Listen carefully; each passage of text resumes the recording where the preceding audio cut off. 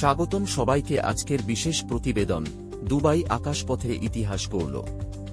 প্রথমবারের মতো দুবাইয়ে সফলভাবে উড়ল এয়ার ট্যাক্সি।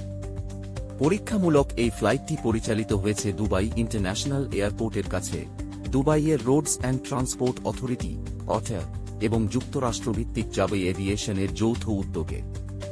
এই জাবাই এয়ার ট্যাক্সি হল একটি সম্পূর্ণ electric vertical take off and landing যান, যা নীরব, দ্রুতগামী এবং পরিবেশ বান্ধব।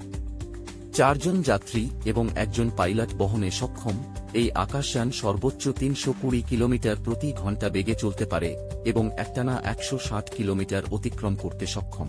2026 সালের মধ্যেই দুবাইয়ে বাণিজ্যিক এয়ার ট্যাক্সি সার্ভিস চালুর পরিকল্পনা রয়েছে।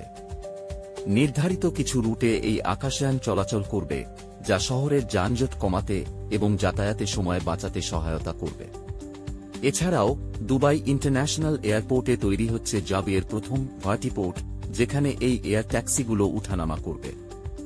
এই প্রকল্পে জাবাই এভিয়েশনের সাথে কাজ করছে স্কিপোর্টস ইনফ্রাস্ট্রাকচার। দুবাইয়ের এই উদ্যোগ কেবলমাত্র ভবিষ্যতের পরিবহন নয়, বরং স্মার্ট শহরের দিকে এক বড় পদক্ষেপ, যেখানে আকাশপথ হবে সাধারণ যাতায়াতের অংশ।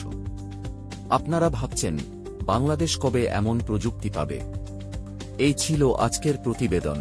ভিডিও ভালো লাগলে লাইক, কমেন্ট আর সাবস্ক্রাইব করতে ভুলবেন না।